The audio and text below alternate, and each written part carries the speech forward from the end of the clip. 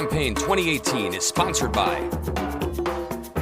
Wisconsin Hospital Association, Wisconsin Counties Association, Wisconsin Realtors Association, Marshfield Clinic Health System, AARP Wisconsin, and Campaign 2018 partner Milwaukee Journal Sentinel.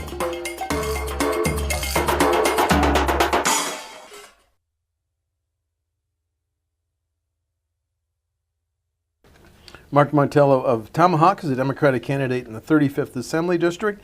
Mark, welcome to WisconsinEye. Thank you.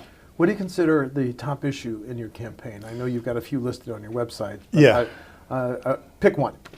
I'll tell you, I'm out pretty much every night after work, hitting doors, talking to folks, and really that's what I do. Is I ask them, what are your issues? And what I'm hearing more than anything else is healthcare. Healthcare. Yeah, affordable healthcare. I had one woman in Merrill, this was about 2 weeks ago. She said she's a single mom, she's got 2 kids, and she was offered a promotion at work, but she's on Badger Care. She was not able to take the promotion at work because we have not accepted the expansion of Badger Care of Medicaid under the Affordable Care Act. Right. You know, you hear a lot about the numbers and stuff, but that really puts a face to it. Here's somebody who is being held down by the unaffordability of healthcare in our system. Do you think that's the number one thing we could do to protect and maybe expand healthcare in rural Wisconsin? Absolutely. I am a mental health provider in a rural area in Wisconsin. A very significant number of my clients are on Badger Care. And as a mental health provider, we're actually pretty fortunate. Our reimbursement rate is not too bad. Mm-hmm. Unfortunately, though, that's not the case for many of the other specialties. That's one of the things I think we really need to work on as well, is look at our reimbursement rate under Badger Care. Well, yeah, that's where I was going to go next. Do you think hospitals, many healthcare providers say Wisconsin's MA reimbursement rates are so low we may be at a tipping point in terms of hurting quality health care for our MA patients? Right. Are we at that tipping point? You know, I can't say whether we're at that tipping point or not. Like I said, in my own practice, Badger Care actually it does pay adequately. It does. It does. But again, I've been knocking a lot of doors, and some of the doors I knock are doctors. And that's one of the things that they have brought up to me, is that it is really difficult to accept, because they're just simply not getting the amount of money to cover all of their expenses. What about dental care in the rural areas? The state and Delta Dental have a pilot program to subsidize dental care at some regional clinics. Are you familiar with that program? Should it remain a priority? It absolutely should remain a priority. I don't know a lot about that program, but yes, from everything that I have heard about that program, it absolutely should remain a priority. Are you hearing anything from caregivers? AARP estimates that 578,000 Wisconsin residents provide care for family members or neighbors, things like that.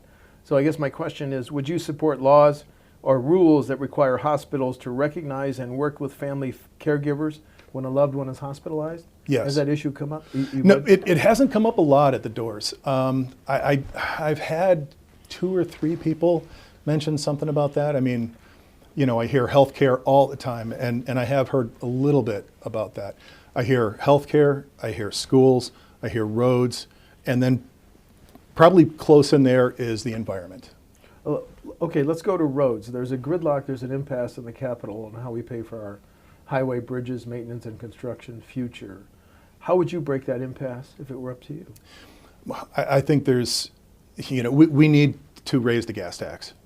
It is a user fee, essentially. You know, people are out using the roads, they're burning the gas. That is probably one of the most efficient ways of doing that.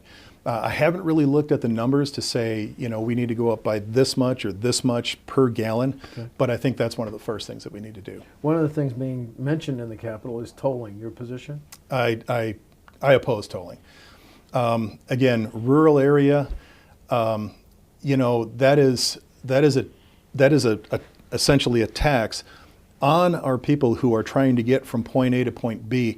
I'm on the freeway every day to get to work. Mm-hmm. If that was a tollway, there's another tax on me. Now, I'm a mental health provider, I could probably afford it. But there's a lot of people that would really put a crimp in their pocketbooks.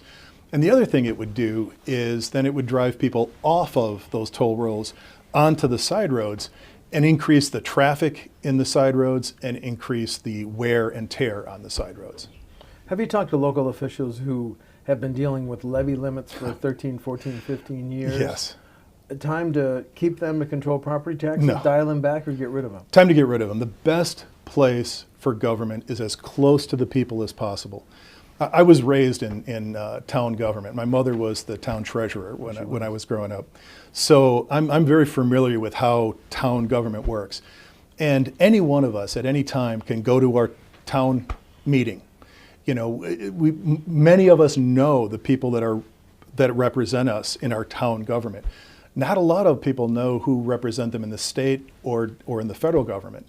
I think that's exactly where the levy decisions need to be made, is at the lowest level possible. You talked about schools. The current state budget provided more than $600 million more in state aid for our K-12 schools. Are you hearing from local superintendents and teachers that it's not enough, thank you, but we need another big increase? Do you think schools need another big increase? I think schools need another big increase. Not so much I'm hearing from the superintendents, but I am hearing from teachers, and my wife works in the Tomahawk school system, that the state needs to step up and do its part. You know, there's been so many funding resolutions passed. Tomahawk has one, Merrill has one, Elko has one. The only school district in the 35th Assembly District that doesn't have one is Antigo, and they've tried. The people are saying, we're willing to pay more taxes in order to fully fund our schools. I don't think that should be up to the resolutions. I think that should be an across-the-board thing for the entire state. Have you thought about any changes you'd like to make in the state tax structure to come up with more money for K-12 public schools? Any changes in taxes you'd make? I think we need to look at the agriculture and manufacturing tax breaks that we give. There's a lot of people making a lot of money that are just simply not paying their fair share of taxes. They're getting so much incredible benefits from everything that government does in our state, maintains the roads, educates their workers. They really do need to be paying their fair share. Part of that debate is the tax breaks, tax incentives for Foxconn if they deliver on all their development. Now, Kimberly-Clark has got the Senate coming back for a vote after the election on a similar package of tax benefits. The larger question, when should state government help private companies? You know, that really is a good question. You know, when the federal government under the last administration was trying to help some solar companies, the Republicans yelled and screamed about not picking winners and losers. And yet here we are doing something very, very similar. We're trying to pick winners and losers. You know, I really believe in our capitalist system. And in our capitalist system, that just goes completely contrary to what we're doing with Foxconn. With that said, though, I think we do need to have support for our local companies in our state. Mm-hmm. I'm much less opposed to giving Kimberly-Clark some an additional money than pouring money down the drain to a foreign company that there's no way we're going to have any kind of return on that for at least 25 years, which means that for 25 years, we're going to be incredibly short, incredibly tight. That money's going to have to come from someplace. That Foxconn deal was just ridiculous. And the rate of technology change. That, you know, who's to say that what Foxconn makes right now is even going to be viable in 5 years, let alone 25 years. So you would have voted against the Foxconn deal? Absolutely. And you don't know how you'd vote on Kimberly-Clark? You know what? I think I'd want to look at how the Kimberly-Clark deal is structured. I think that's what we should have been doing with that money to begin with, is going to different businesses around the state and look at targeting some of the different areas that could really use a boost in their manufacturing. And, and up by us, it's, looking at how can we retain our youth. That's one of our issues up in the 35th is kids are moving out. And even some of the manufacturing businesses we do have, they can't hire enough people. So I think there's a lot of things that we need to look at, and dumping all that money down on the Illinois border, no, I think that was a really bad idea. Part of the debate over K-12 involves the growth of vouchers and choice. Started in Milwaukee, in Racine, now statewide. You have a position on the voucher choice program? Public money should go to public schools. Now, we've got a lot of kids that are in that program. I would not advocate kicking them out, but I would advocate freezing it. That just allow it to run through until those kids have aged out, have graduated out of whatever the schools are that they're getting that for. I went to Catholic school myself. My parents got no vouchers. They chose to send me to that school. I think that's always a parent's choice, but that's not the taxpayer's responsibility. We're already funding public schools. And then there's the issue too of the disparity in how much money goes to the private schools under the voucher versus goes to the public schools. From what I've seen, we're giving more money to the private schools than we are to the public schools. Part of a big issue in the next state budget is going to be the Department of Corrections budget, whether we need a new state prison. Some Democratic candidates for governor said, I think we should be able to cut our prison inmate population by half over a period of years.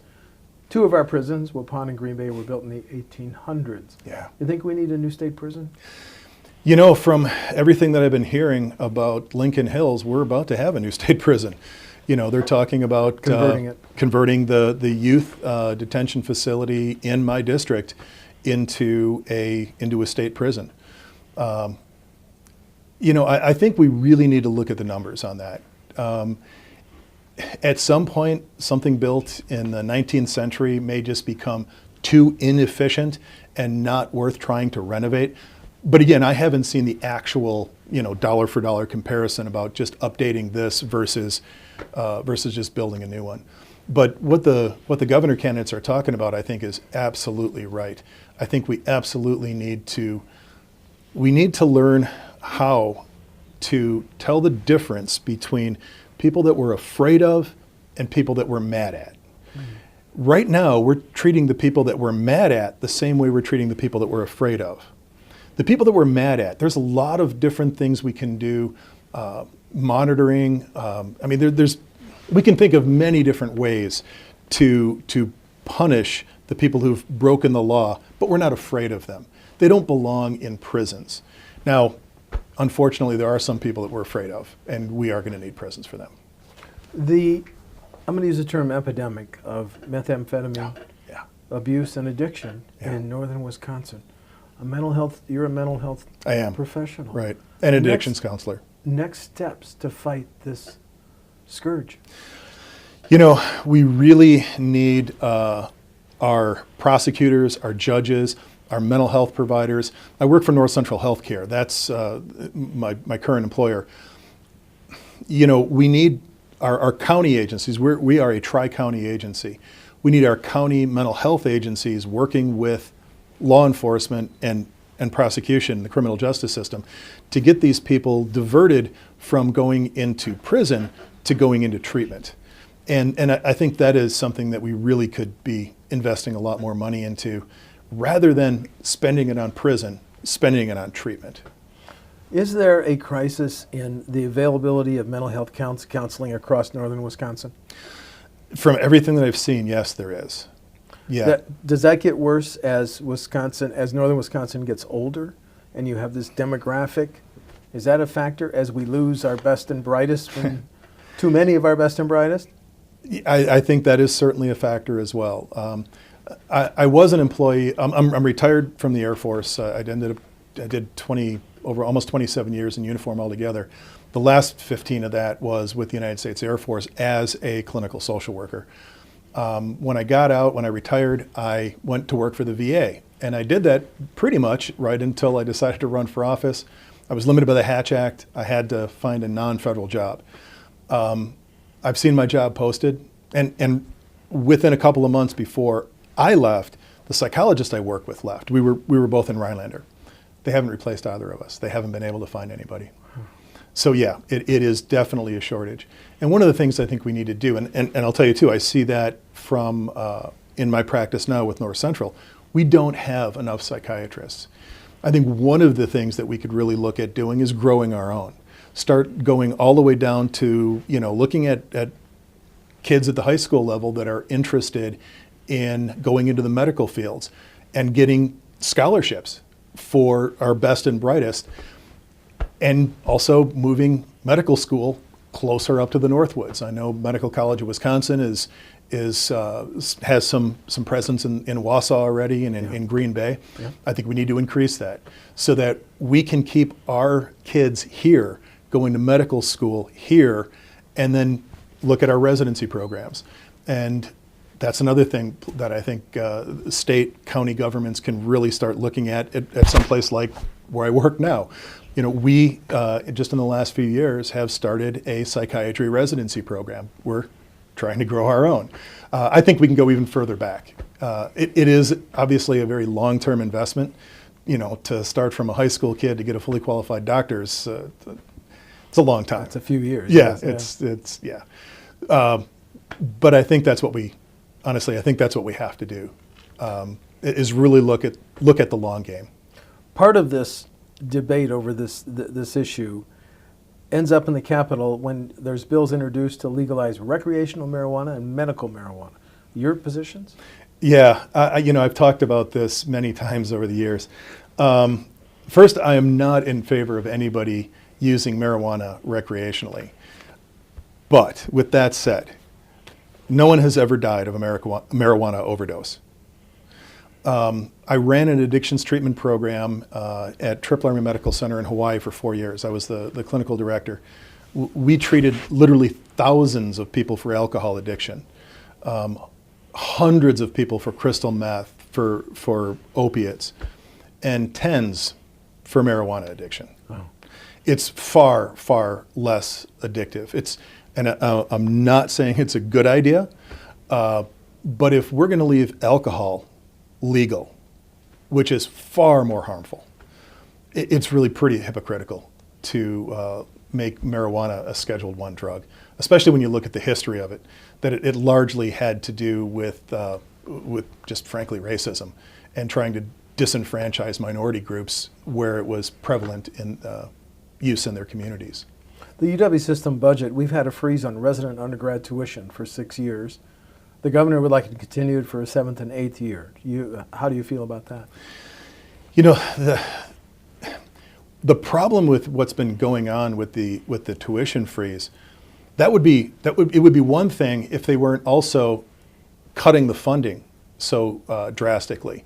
So they're starving the university system from both sides. We need to, if we're going to continue to have a tuition freeze, then we need to really increase the amount of funding that comes from the state to the university system. The university system in Wisconsin it was part of the reason I came back here. I first left for the Navy when I was 18 years old, and I made the decision to come back to Wisconsin because largely I wanted to go to school at the University of Wisconsin system. And I think I got a very good education through that. But back then, a lot of the funding was coming from the state, so the tuition wasn't nearly as high as it is now. I think we just simply can't have it both ways. We can't cut funding and hold the tuition down. I think if we want to hold tuition down, we need to increase the funding.